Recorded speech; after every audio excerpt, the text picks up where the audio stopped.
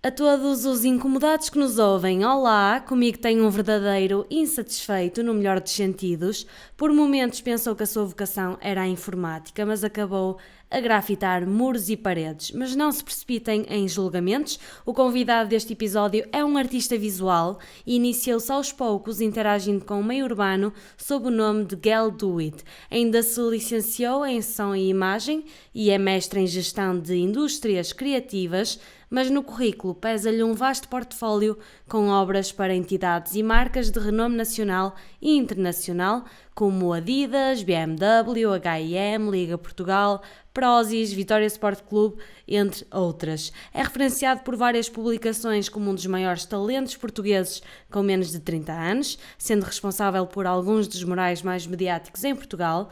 É de Vila Nova de Gaia, tem 27 anos e chama-se Miguel Mazeda. Ok, tu consegues. Tu consegues. Olá a todos e bem-vindos a mais um episódio do Incómoda. Hoje connosco temos Miguel Mazeda. Olá. Olá. E obrigada por teres vindo até aqui, porque excepcionalmente, normalmente temos por videochamada. Hoje o Miguel teve de se deslocar até aqui por causa de uns problemas técnicos e agradeço imenso, mas também não é assim tão atípico vires até Guimarães, pois não? Não, já faz parte da minha rotina e a nível profissional e não só. Acabo por vir aqui a Guimarães muitas vezes, portanto não custa nada. Sim, porque tu és de Gaia, mas és vitoriano. É verdade. Como é que isso se deu? Foi muito natural, eu sempre gostei de futebol, aliás pratiquei futebol federado. Sempre fui um adepto de futebol, apesar de não ter assim uma ligação clubística desde sempre a nenhum clube.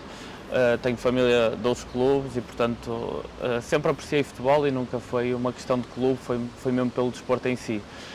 A questão do Vitória surgiu uns anos mais tarde, porque eu desde pequeno que venho aqui ao estádio com os meus tios, que me traziam principalmente na altura do início das épocas, que eu passava aqui muito tempo no verão. E então o bichinho acabou por se ir pegando e houve um jogo qualquer na minha adolescência que eu me lembro de ter dado um clique qualquer de eu querer saber mais sobre o Vitória, querer saber mais sobre o clube e sobre os adeptos e então a partir daí comecei a acompanhar o clube mais a sério. Mas os teus tios são vitorianos? É assim, o meu tio é adepto, ele gosta de futebol, ele é adepto do Vitória, apesar de não ser um vitoriano que acompanha o clube sempre, também a idade também já não tem tanta vontade de vir aqui para o estádio, mas sempre acompanhou o Vitória desde que veio para cá morar, porque ele, o meu tio, apesar de gostar do Vitória, não nasceu cá. O meu padrinho também já não está cá, mas também quando vivia cá em Guimarães ia acompanhando o clube, sim. Mas foi a ponto de tornar sócio? Foi ao ponto de me tornar sócio. Já deixei, mas acabei por deixar de pagar as cotas, mas cheguei-me a fazer de sócio. Incrível.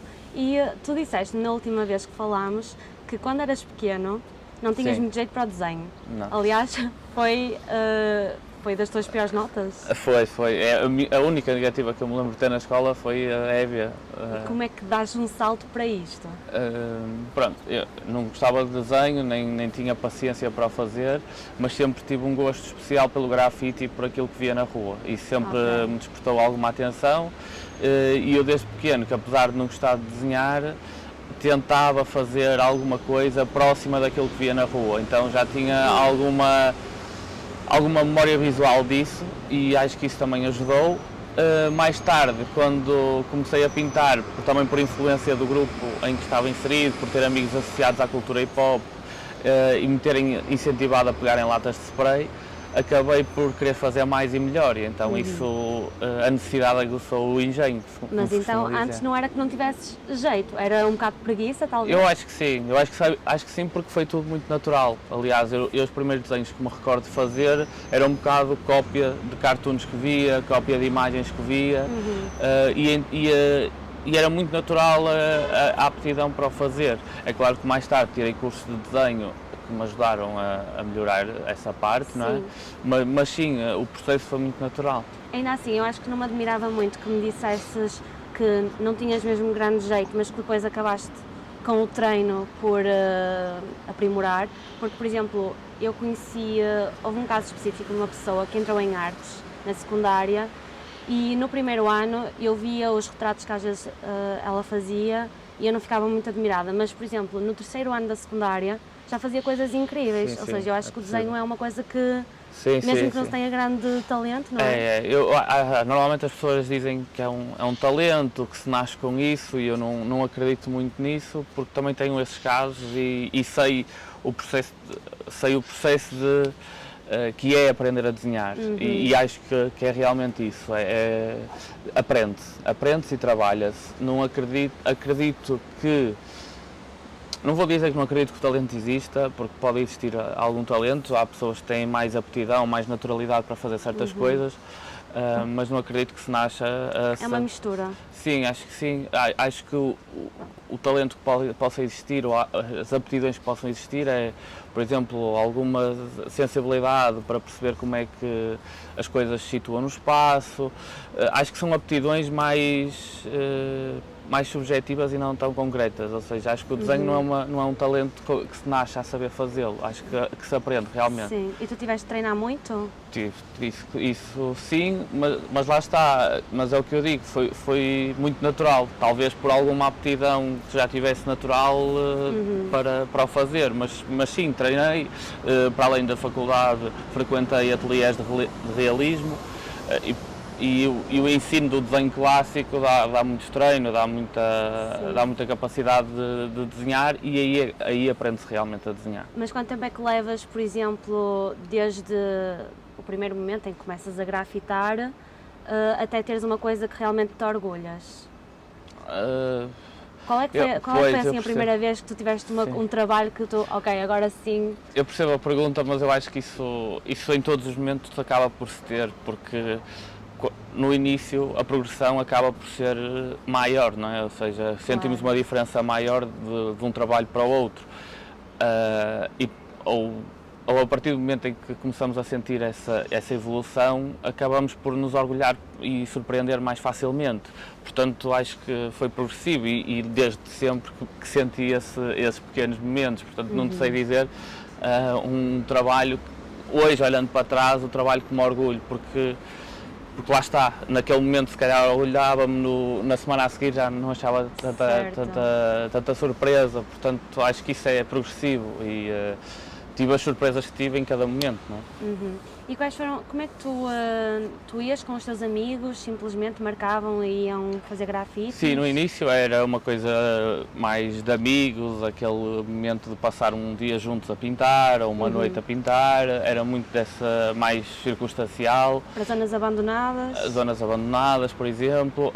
Depois acabamos por cada um seguir o seu caminho também, separamos-nos um bocado e eu acabei por fazer isso, continuar esse ritmo de uma forma mais sozinho, ou seja, eu queria evoluir, queria pintar, já não dependia de ninguém para o fazer, não é? Bastava pegar em latas e ir para os sítios e eu como sou um bocado obcecado com horários e tudo mais, muitas vezes eu queria ir às 8 da manhã ou 7 da manhã e era muito cedo para os outros, então eu acabava por ir mais vezes sozinho. Sim. E qual é que foi a reação dos teus pais perante isso? Eles não achavam piada? Estavam tranquilos? No início não, porque sabem que muitas vezes era muito novo e frequentava sítios, por exemplo, os sítios abandonados, nunca se sabe o que é que se pode esperar de lá, não é? E a partir do momento em que eles sabiam que eu procurava esses sítios para fazer isso, não achavam muita piada, mas eu procurava contornar essa questão. Como? Como é que tu contornavas? Eu nunca precisei de falar muito sobre para onde é que vou, para onde é que não vou. Sim, sempre tive alguma liberdade nesse sentido, porque também acho que sempre demonstrei alguma responsabilidade e, portanto, era fácil para mim ir a qualquer lado e os meus pais acabavam por não saber. Mas tanto nesses sítios como a pintar à noite, eles sabiam que eu o fazia, não é? E então não achavam muita piada a isso, ou não estavam assim tão confortáveis com isso. O que acontece é que logo nos primeiros anos eu comecei a ter encomendas, a ter pedidos de trabalho e então eles perceberam que aquilo poderia haver ali qualquer coisa, não é? É claro que até ser uma coisa mais séria ainda demorou, mas acho que perceberam logo desde o início que havia ali uma possibilidade de um caminho. Já alguma vez sentiste a necessidade de defender o teu trabalho? Nem tanto aos teus pais, neste caso estás a dizer que não houve assim um grande problema, Certo. mas perante estereótipos que se tem para com o grafite, de certa forma? Nunca me preocupei muito com isso, na verdade.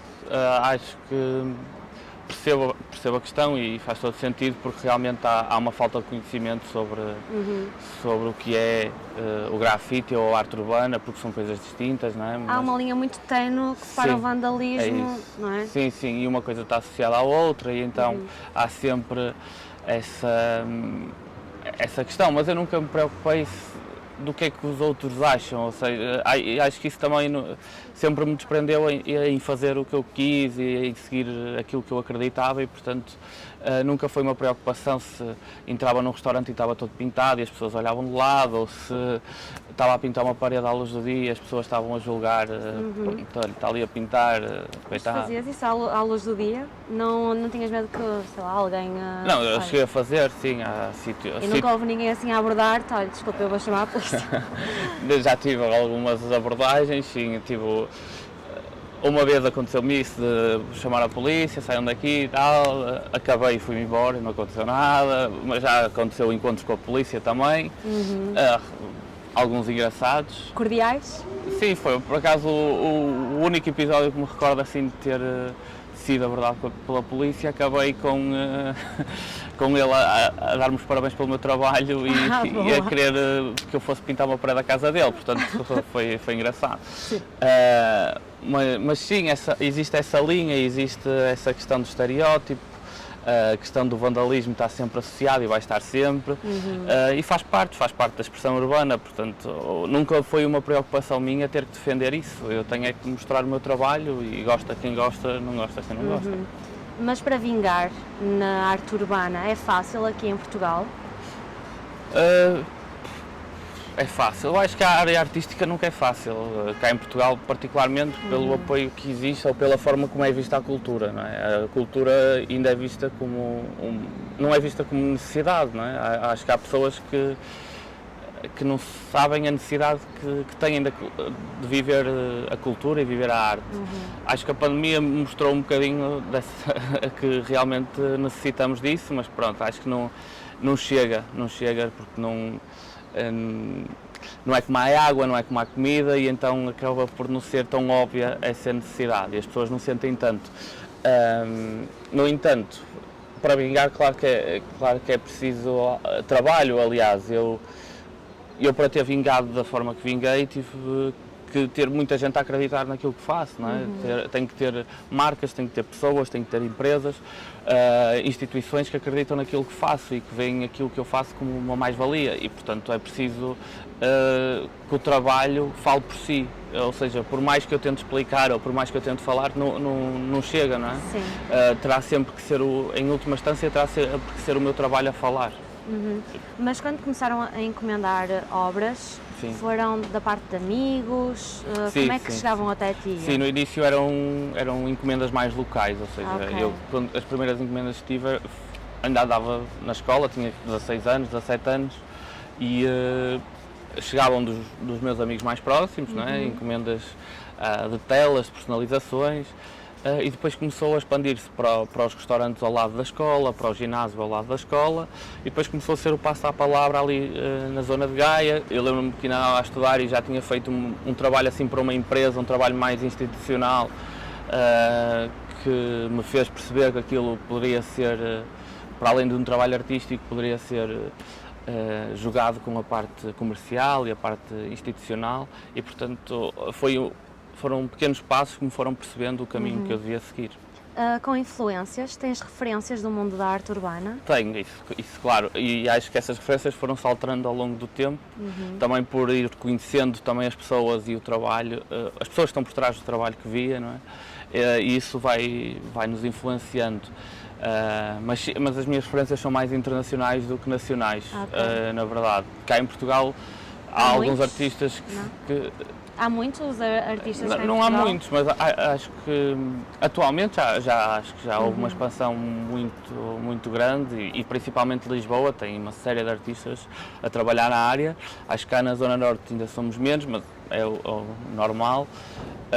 Mas sim, já existe uma série de artistas. Aliás, o fenómeno de termos festivais de arte urbana espalhados por todos os municípios do país é prova disso, que existe alguma produção artística na área da arte urbana contemporânea, sim. E achas que se pode viver da arte urbana?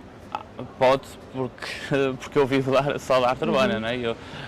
O único trabalho que a maior parte da minha faturação deve-se aos murais que eu faço, portanto é possível e há exemplos ainda maiores disso, que criaram realmente grandes negócios e grandes impérios à volta do que é a arte urbana. O Vils é um grande fenómeno a nível nacional do que é que a produção artística é capaz de criar.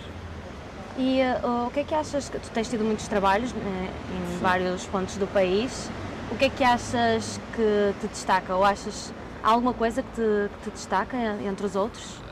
Sim, mas não sei se devo revelar. Então, a pergunta de outra forma, a tua linguagem, a tua identidade, achas que está marcada nos murais e isso nota-se? Sim, eu acho que a parte da identidade artística é muito importante. Acho que nesse nível ainda estou a caminhar para a marcar ainda mais. Acho que hoje em dia, e aquilo que estou a produzir neste momento, sinto que o corpo de trabalho que vou apresentar nos próximos tempos será algo com uma linguagem ainda mais coerente e mais fiel àquilo que eu quero dizer e, portanto, isso vai estar mais marcado, mas acho que há uma comunicação e uma forma de trabalhar comercial que eu tenho que me destaca de alguma forma, a forma como acabo por conseguir incluir a minha linguagem com a forma como as marcas pretendem acrescentar valor àquilo que têm, àquilo que produzem e, portanto, acho que essa flexibilidade, esse diálogo que consigo criar com um lado mais comercial que nem sempre é tão comum na parte artística, acho que me distingue nesse aspecto, sim. Tu já me disseste que nunca fizeste um grafite satírico, mas se pudesses fazer, certo. Tens ideia do que é que criticavas? Possivelmente, sim. Eu não tenho nenhum mural assim mais satírico, mas tenho um que serviu, tinha uma componente social associada, ou tinha ali uma crítica a uma situação em concreto. E acho que é um tema que me preocupa e que cada vez mais ainda vai crescendo essa preocupação. E foi um mural que fiz para um documentário de uma empresa holandesa, sediada em Amsterdão, e basicamente eles têm o documentário, aquilo eles fazem pequenos episódios com artistas de várias áreas. E quiseram fazer um episódio comigo e para aí e foi numa altura em que estava a passar uma situação que me estava a preocupar e achei que fazia sentido falar sobre esse tema, até porque ia ter a componente de vídeo associada e achei que fazia sentido. Que tem a ver com a liberdade de expressão. E foi na altura por causa de um videoclipe do Valete que falava sobre a violência doméstica. Sim, muito polémico. Certo, e isso, o que me incomodou foi realmente achar que aquilo poderia estar a incentivar a violência doméstica. E isso para mim chocou-me um bocado e então tinha um mural que falava sobre isso, ou pelo menos colocava essa questão. Como é que conseguiste abordar? E como é que qual é o processo para conseguires transmitir a tua ideia? Eu acho que isso, lá está, o meu trabalho como foca sobre o realismo, acaba por ser mais fácil ter imagens que mais identificáveis, não é? Sim. Por acaso, nesse caso em concreto, usei uma linguagem que não chamava diretamente a atenção para esse problema, mas sim mais para a liberdade de expressão. E era uma imagem que colocava alguém, era um esqueleto, na verdade, assegurado num cravo já murcho, e então falava para essa questão, e Portugal tem o cravo associado à liberdade, e portanto acabava por se identificar, quem conhecesse a história acaba por identificar. Mas pronto, eu acho que isso também tem mudado ao longo do tempo, a forma como eu falo sobre essas questões. Acho que cada vez mais consigo ter imagens mais concretas daquilo que quero falar e mais coerentes no meu trabalho, porque acho que antes acabava por ser muito disperso e o realismo dá aso a muita coisa, há muita informação, é muito fácil acabarmos a pintar algo mais clichê, que já me aconteceu, ou imagens mais clichê, e eu atualmente acho que consigo fugir disso facilmente. Quais são os trabalhos que achas mais desafiantes? Esses trabalhos de clichê, por exemplo, gostas na mesma ou ficas... Sim, essa questão da temática mais clichê, acho que o grande desafio é isso, é fugir disso. E fazer perceber as pessoas, ou seja, se for contratado por alguém para o fazer, eu acho que o desafio está nisso, nesse diálogo, de fazer perceber que o clichê não vai funcionar. Sim, sim, E mas acho... às vezes ainda tens de fazer, não é? É o que o cliente às vezes sim, paga. atualmente já não me acontece tanto, acho que, porque esse diálogo acho que já acho que funciona de uma maneira muito melhor do que funcionava inicialmente. Inicialmente sim, acabava por ter de o fazer, agora acho que já não. Agora acho que, ou seja, já não tenho memória de o ter feito dessa forma, apesar de que, como tenho clientes e empresas que são, lá está, que têm uma função comercial, ainda tenho trabalhos que acabam por ser mais de execução e não tanto de criação, e esses trabalhos, claro, que não me chamam tanta atenção ou não me excitam tanto, não é?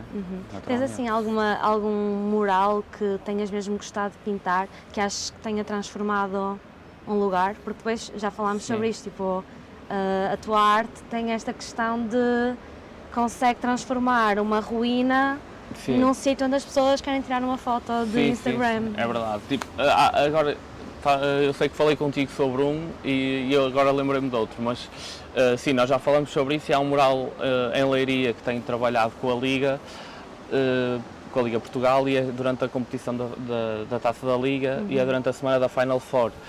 E aquilo é um muro que estava completamente degradado, era um muro de betão, em grande preparação e num estado assim um bocado moribundo, e realmente aí transformou imenso aquela zona, porque é uma entrada da cidade, uma saída da autoestrada, e é uma área muito grande. Aquele muro deve ter mais de 600 metros quadrados, está dividido em 3, e nós já pintamos 2 partes e agora iremos pintar a última, no último ano da competição. E ali sei que transformou realmente aquele espaço, porque é um choque brutal de uma pessoa que passava lá e via um muro cinzento, passava despercebido, e agora tem uma mancha azul cheia de cor, e é claramente que transforma os lugares.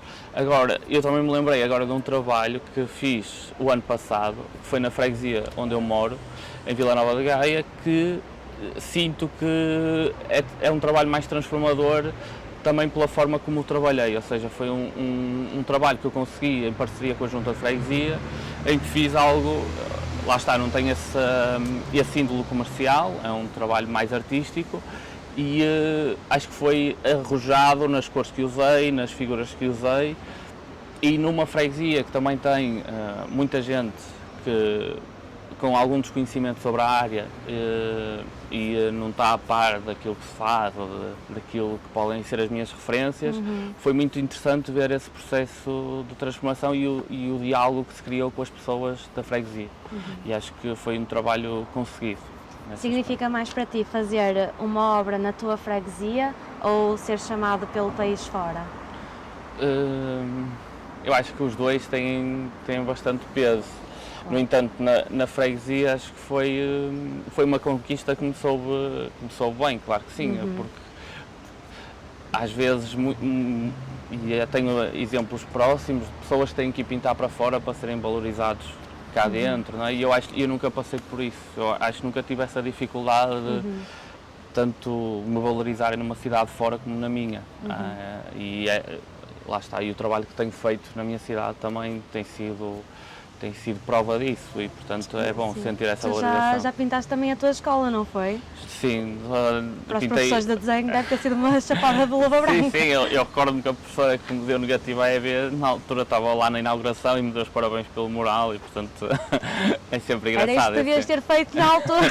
Eu acho que ela não se recorda de mim, mas pronto, foi engraçado esse encontro, porque eu lembro-me, não é? E foi giro, sim.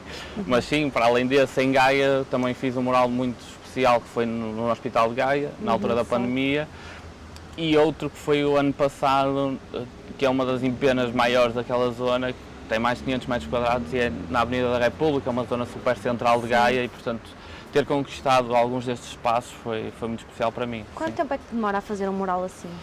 No meu caso, em concreto, depende muito do que faço, porque lá está, como é algo realista, a imagem o trabalho que se tem a fazer uma cara é diferente do trabalho que eu tenho a fazer outro tipo de objetos, então muda muito consoante o desenho, mas em média um trabalho desses pode demorar 10 dias, 25 dias, varia um bocado.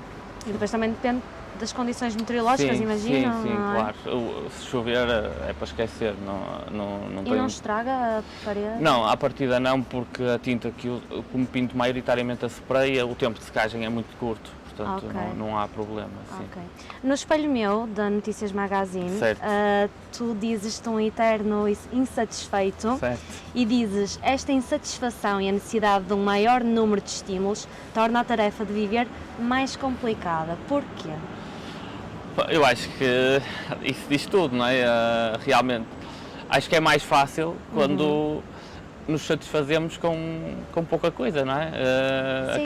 Acaba por ser mais fácil A tudo. vida mais rotineira, não Sim, é? é isso. Agora, quando... Que já dás tudo por garantido. Exato, mas, ou seja, quando precisamos de sair da rotina, de coisas diferentes, de atingir novas coisas, ter sempre novos objetivos, acho que torna a vida mais desafiante, mas também mais difícil, não é? Sim. E acho que quando disse isso, acho que era precisamente isso que queria dizer, que há momentos em que sinto que é mais difícil viver, não é? Sim. Porque tenho que batalhar para atingir Aquele nervosinho. sim, tipo, essa satisfação, sim, acho que é por aí, sim. Tu também dizes lá que lidas mal com o facto de cometeres erros e falhares. Consideras-te um perfeccionista? De alguma forma sim, porque lido mal, acho que tenho aprendido a lidar melhor com isso nos últimos tempos, ou pelo menos a saber que não posso controlar tudo e que nem sempre pode sair tudo à minha maneira e acho que atualmente acabo por estar mais tranquilo em relação a isso. Mas sim, essa falha ou o errar sempre foi uma questão que me mexe um bocado comigo. Naquilo que posso controlar, se errar, sempre lidei um bocadinho mal por achar que estava a ser incompetente e isso são coisas que me custam um bocado, sim, que não Isso gosto. Sim. É compatível com o desenho, principalmente quando só tens um quadro no fundo para pintar. Certo. Tu consegues errar e Sim, há margem para errar. Sim, há uns que têm mais margem do que outros, mas sim, existe essa margem. Por exemplo, se eu quiser aproveitar o fundo que tenho numa parede, há menos margem para errar, não é? Ou seja, tudo o que faço tem que ser mais certo, tem que ser mais... Sim, agora quando tenho um fundo que é controlado por mim, acabo por ter a margem total, porque posso sempre passar por cima, apagar, não é? Certo. Tenho essa margem. Mas isso já te fez ter aquela sensação de, síndrome de impostor? Em que sentido? Conhece o que é o síndrome de impostor? Quando nós achamos que não somos bem aquilo que as outras pessoas nos tomam? Quando pensamos que nos dão mais valor do que aquilo que merecemos? Não, isso acho que nunca passei por isso. Acho que não, acho que nunca tive essa questão. Acho que não. E o facto de seres insatisfeito foi o que te levou a tirar os cursos que tiraste? Sim, isso sim. Também tiraste informática, não foi? Sim, eu comecei por estudar informática, ou seja, antes de ir para a faculdade, o curso que eu estava no secundário, mas já era, ou seja, o colégio onde eu andei já tinha disciplinas práticas que preparavam para o ensino universitário e davam alguma bagagem a esse nível e, portanto, estava em informática e depois houve essa dúvida de continuar em engenharia informática ou então seguir para algo mais artístico. Não sei se é o síndrome de impostor nessa fase, mas se é aí que senti alguns medos e alguns receios para ir para um curso mais artístico, por não ter alguma bagagem do secundário, da parte do desenho, da parte mais artística, ou seja, por estar numa área mais tecnológica, mais científica e mudar um bocado. E tinha receios disso e acho que a minha escolha na licenciatura foi um bocado por causa disso, ou seja, foi uma mistura. Eu fiz conciliar muito bem. Foi um curso de multimédia que mistura um bocado a parte mais artística e a parte mais tecnológica. Portanto, acho que foi por esse medo que foi por aí. sim. Mas então, do género, tens as duas bases e depois qualquer coisa agarras-te a uma, não é? Sim, de alguma forma, por exemplo, acho que me metia medo ir para um curso de Belas Artes, na altura. E se calhar, Achavas se que não fosse- eras bom o suficiente? Certo, ou não tinha a bagagem suficiente para ir. E se fosse hoje, se calhar tinha ido, Certo. porque penso de outra forma.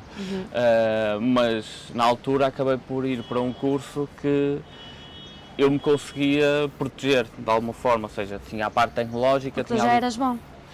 Tu, desde a escola que já eras bom em informática, de certa Ah, forma. sim, informática sempre foi uma área que dominava, sempre, desde muito cedo que me interessava por computadores e tudo que passava ali à volta, então sim, eu tinha algum conhecimento a nível informático. Atualmente ainda estás ligado, de alguma forma, à informática? Agora o que tento fazer é traduzir esse conhecimento na prática artística, apesar de me ter desligado um bocadinho ao longo dos últimos tempos. Cheguei ainda a fazer trabalhos com novas tecnologias, como a realidade aumentada, realidade virtual, e interessa-me esse lado. Aliás, o meu trabalho final de licenciatura foi com videomapping, era grafite e videomapping, e portanto interessa-me essa mistura entre a parte mais plástica e a parte mais tecnológica. E isso é algo que pretendo continuar a procurar, quando possível. Não é? Vais manter o interesse e vais mantendo-te a Sim, fazer sim. coisas? Sim, dessa forma, sempre associado à prática artística. Sim. A todos os convidados eu peço sempre por uma sugestão, pode ser qualquer coisa, o que é que tu nos trazes? Eu lembrei-me por causa do tema do podcast, de ser o Incómoda Podcast, lembrei-me de um livro que li ou que vou lendo porque não terminei, mas aquilo é uma compilação de várias histórias de diferentes artistas da área do grafite e da arte urbana, que se chama Untold Stories. E é engraçado porque fala realmente sobre histórias que normalmente nós não contamos, não é? Ou que tiveram algum peso no nosso percurso. Tem artistas muito variados, artistas que só fazem atividade mais ilegal, outros que são artistas a nível profissional. E portanto é engraçado esse nível de histórias porque todos eles têm uma coisa em comum, é que são incomodados, ou seja, não se acomodam, são persistentes, resilientes. Eu acho que isso é uma característica muito própria até desta cultura, porque nós começamos a fazer as coisas por vontade própria e é preciso ter alguma força de vontade para fazer as coisas e é desafiante. Lembrei-me desse livro porque achei interessante por isso. E lembrei-me de outro, por estarmos a falar dessa questão da liberdade de expressão, que foi um livro que li há pouco tempo, que é sobre o discurso de ódio e que se chama Hate. E depois tem uma frase a seguir que eu acho que é qualquer coisa como porque é que devemos resistir com um discurso livre e não com censura. É qualquer coisa assim em inglês. É uma ativista americana que o escreveu e portanto também debruça-se mais sobre processos nos Estados Unidos e a lei é diferente. Mas é interessante ver a forma como alguns casos se enrolaram e a forma como devemos encarar essa questão do discurso de ódio, porque é um tema que para mim é sensível, sim. Gostas de ler? Eu gosto particularmente de ler, sim. É uma coisa que te ajuda, por exemplo, com os murais e a tua arte? Sim, aliás, eu no processo criativo eu até começo por escrever antes de desenhar. Que tipo de coisas? Agora cada vez mais, porque pretendo nos próximos, estou a desenvolver algo que pretendo que seja uma linguagem mais coerente, acho que atingi uma maturidade que me permite isso e acho que é preciso ter uma certa maturidade para falar de alguns temas e acho que nos próximos tempos vou começar a apresentar temas mais pessoais, ou seja, que se debruçam mais sobre experiências pessoais, representar isso. E tenho escrito mais ainda. Sempre escrevi no sentido de tentar escrever uma história naquilo que queria representar. Sim. Agora, como são experiências pessoais, acabo por até escrever, por exemplo, sei de um tema que quero trabalhá-lo no mural que surgiu a partir de uma conversa, e então tenho a conversa registada, ou seja, tenho a conversa escrita. E portanto costumo fazer sempre essa transição, escrevo, depois faço um pequeno esboço, rabiscos apenas com movimentos, direções que quero ter no mural. Para não se perder também de certa forma o sentimento, sim, não é? Sim, e depois é que passo para a maquete final, sim. Por falar em coisas pessoais, eu esqueci-me de perguntar isto um bocado no tema do Vitória. Sim. Fazer um mural do Neno, teve alguma carga emocional para ti? Sim, isso, claro que sim. Acho que estes murais têm sempre uma carga, tanto este do Neno como outros que homenageiam pessoas que já partiram e que nos eram próximas, têm sempre uma carga emocional associada. O Neno, apesar de não ser uma pessoa próxima de mim, não é? Mas era uma pessoa que eu conhecia e que... Era muito fácil de gostar. Sim, para além disso, tinha sido uma pessoa que me tinha aberto a porta aqui no Vitória, ou seja, a primeira reunião que eu tive aqui com a equipa de marketing para trabalhar com o Vitória foi através do Neno, portanto havia essa ligação também. E para além disso, era uma pessoa que era acarinhada por toda a gente, não é? Então quando se está numa cidade particular em que se faz algo sobre uma pessoa que é acarinhada por muita gente, por toda a gente, tem uma carga emocional associada e tem uma responsabilidade também, não é? E acho que senti essa responsabilidade no mural. Não é comum ficar nervoso para fazer um mural e com o Neno fiquei. Com este do Neno fiquei. E senti, nos primeiros dias estava com aquele peso de isto tem que ficar uma obra condizente com a pessoa, não é? E portanto senti essa carga, claro. Olha, Miguel, muito obrigada por teres vindo até aqui, por teres dado ao trabalho, pela paciência e pronto, espero ver mais trabalhos teus e obrigada a todos que nos ouviram. Pronto, é isto. E agora vamos às perguntas de... Foi muito mais fácil do que com a videochamada. Realmente.